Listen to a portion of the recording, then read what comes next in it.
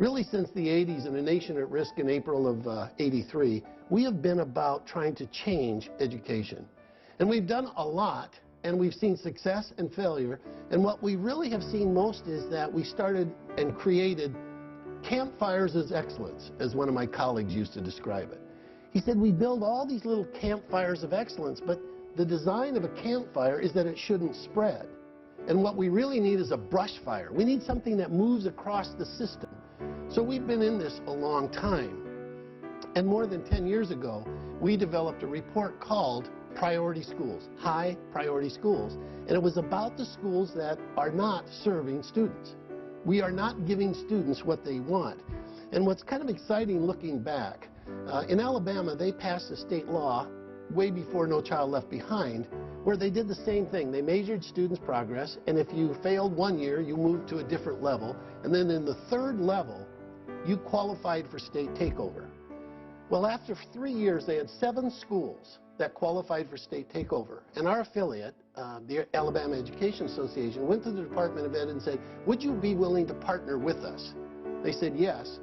They conducted a 3.5-day training with teams from all 7 of those schools. They went back to their schools with a commitment that they would do the training for them using our high priority schools model.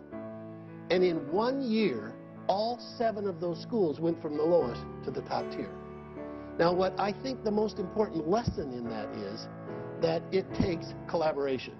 Everybody has this idea or that idea. They think it's an activity. If you just have uniforms, if you just do this, that will transform the school. It's not what you do. It's the collaboration.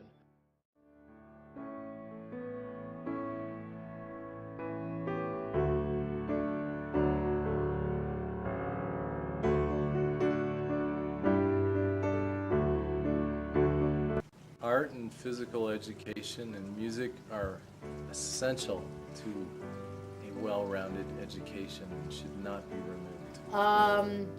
A well-rounded person is what we should be trying to create. Everybody is not academic. Everybody should not be considered to be academic. We typically send anywhere between 10 to 30% of our population off to college, and that's it in general in this country. So 70 to 90% of our students are going to find something else to do. And it's things like art, music, and physical education are, going to help them get a job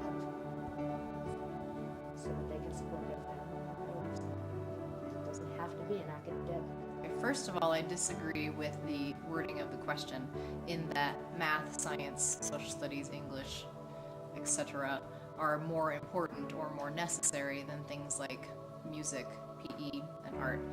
I don't think we will have 21st century skills and well-rounded graduates if we don't teach things like music, art, and PE. If you look at what companies are looking for when they interview and when they hire new graduates coming out of college, it's not things, or it's not just things like great math abilities and knowledge of geography and the ability to write a well-structured 5-paragraph essay. What they're looking for is interpersonal skills and creativity and the ability to think outside the box. And I think that that's where you're going to learn a lot of those skills. It's not necessarily in an American history class where you learn to be a really creative, outside-the-box kind of thinker. Maybe it is that in an art class or in a PE class or in a music class. So I think to lose those classes from our curriculum would be a travesty.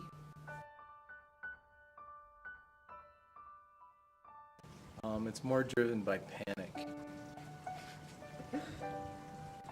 It's true. Where I went to school was a much bigger school and a much bigger area than what I teach at right now. One of the things that I think we are lacking here in this area is an alternative to an academic education. If 30% of our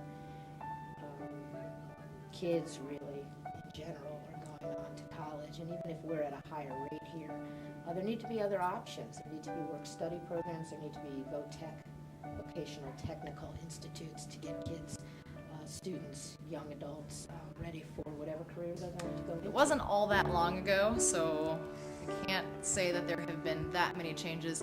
The biggest change that I've noticed is coming from a state where public education was much more highly funded than it is in this state. The difference in the per pupil funding that happens from the state where I went to high school and the state where I teach now in Colorado is pretty drastic, and it really is obvious and pretty noticeable just in terms of, you know, the music programs that I grew up in and the music programs that I taught in and student taught in when I was in Ohio. The funding of those programs and the support that was given to those programs financially, and then the way it is here, it's a pretty different situation.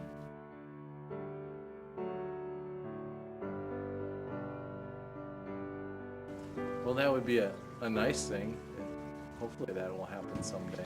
You know, it would be nice to say yes. I mean, I would love to say yes, and I will say yes, but it's not a feasible possibility. Yeah, they should.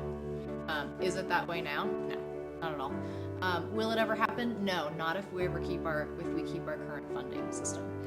The way public schools are funded is through property taxes, and obviously, if you live in an area with really fabulous homes and really high property taxes, you're going to have some pretty sweet schools.